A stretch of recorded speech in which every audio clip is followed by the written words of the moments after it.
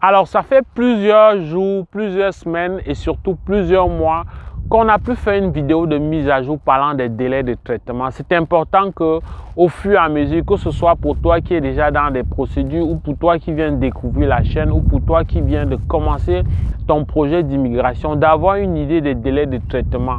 Mais le fait d'avoir une idée des délais de traitement, je peux te dire par expérience, ça ne devrait pas être un motif de découragement.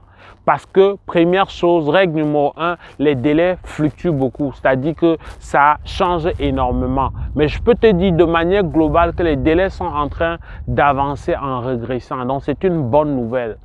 Alors, je commence par ceux qui, quand ils entendent, ils veulent voyager, ils pensent à l'immigration permanente. Pour le Québec, par exemple, à l'heure où je te parle, l'immigration des travailleurs qualifiés, l'immigration permanente vers le Québec est à 20 mois. Donc, ça s'est amélioré. Mais ça, c'est un exemple pour entrer. De manière générale, les délais sont en train de connaître une nette amélioration. Je te l'avais annoncé et c'est d'ailleurs naturel.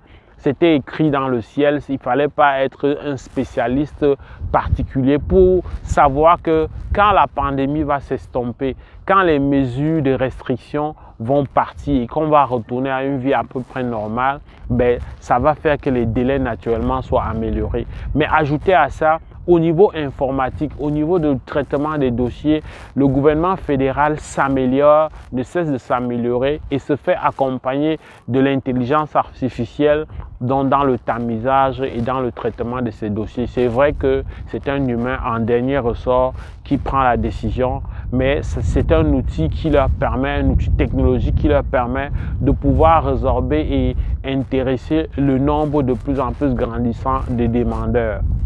Alors, concrètement, parlons des cas qui sont les plus patents, les plus impressionnants. Je veux te parler, pour terminer avec d'abord l'immigration permanente, d'un cas que j'ai particulièrement managé du début jusqu'à la fin. Je dois te dire pour la petite histoire que c'était carrément quelqu'un de sceptique, puisque c'était, on va dire, un intellectuel, c'était un enseignant qui, j'imagine, comme moi à l'époque, se disait mais je suis quand même capable de faire la procédure, qui hésitait, qui était déjà en contact avec moi, mais qui a pris plusieurs semaines. Dès qu'il a pris le premier produit, je lui ai proposé un rapport et une stratégie pour son immigration. Lui, l'avantage avec lui, c'est que à ce moment-là, il était comme déchaîné, il a mis vraiment les moyens, il est allé selon mes suggestions et je peux vous dire, je vous assure, en seulement 8 mois, il a obtenu la résidence permanente pour sa famille et lui. Alors tu vas me dire, comment ça en 9 mois alors que le délai officiel est 20 mois? Le délai officiel là, c'est un pourcentage que l'algorithme calcule sur la base de 80% des demandeurs qui ont une réponse.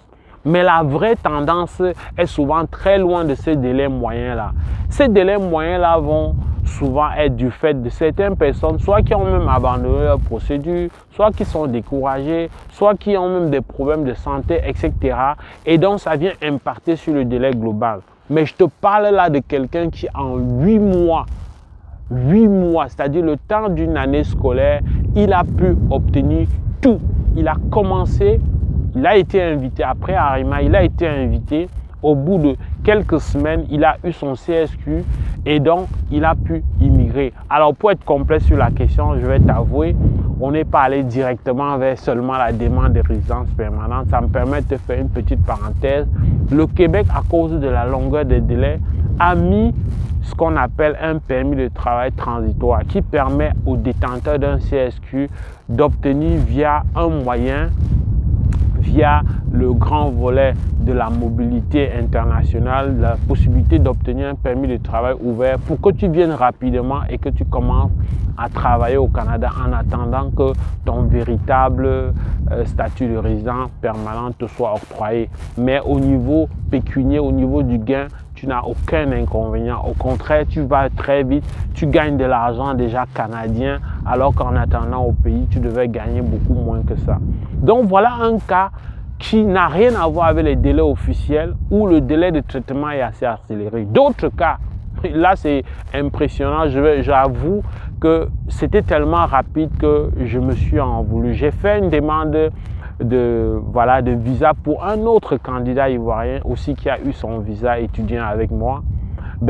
au bout de 12 à 14 jours, ça c'est après sa biométrie, il a eu la lettre pour l'examen médical. Je vous assure que je n'ai pas vu ça directement là. J'ai vu ça à un retard d'une semaine parce que j'étais loin de croire qu'avant 2 semaines, on peut déjà lui donner une réponse. Bon, Dieu merci, tout se passe bien et donc c'est tranquille pour lui. C'est vrai que déjà au niveau général, global, les délais sur la plateforme pour un permis d'études est situé entre 9 semaines et 10 semaines. Donc, c'est nettement amélioré. Mais ça ne veut pas dire que dans tous les cas, ça marche. Moi, j'ai un cas présentement déjà qui a 11 semaines. Il n'y a pas encore de résultat. Mais j'ai beaucoup d'autres cas, notamment les cas de refus que j'ai eu au bout de 10 jours carrément.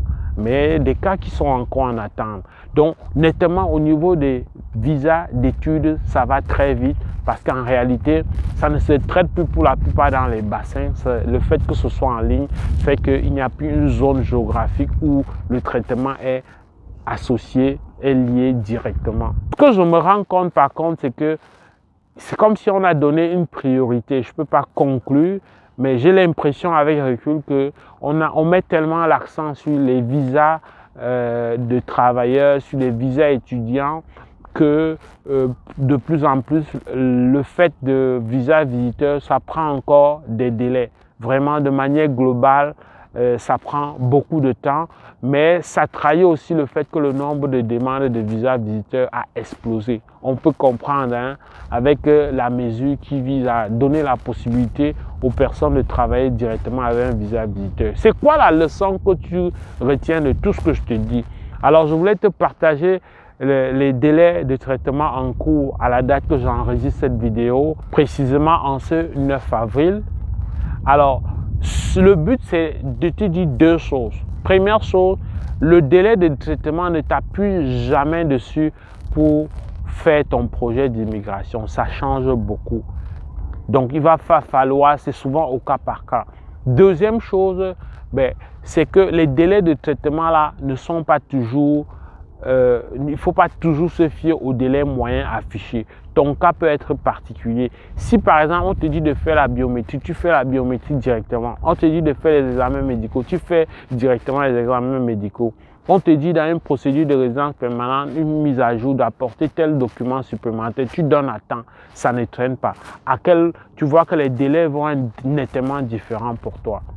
Donc, j'espère que ça va t'aider. J'espère que tu comprends que si tu es résolu à immigrer, il faut vraiment t'y faire. Mais il faut surtout te faire accompagner. C'est vraiment important. Nous sommes là pour ça. C'est avec beaucoup de plaisir qu'on va t'accompagner. Tu peux prendre même seulement des consultations pour échanger et avancer. L'élément, la denrée la plus intéressante qu'on aura gagné là-dedans, c'est le temps. J'espère que cette vidéo t'a plu. Si c'est le cas, like, partage pour faire savoir au plus grand nombre. Au plaisir de te retrouver dans le cadre d'une prochaine vidéo. Porte-toi bien. Boulot!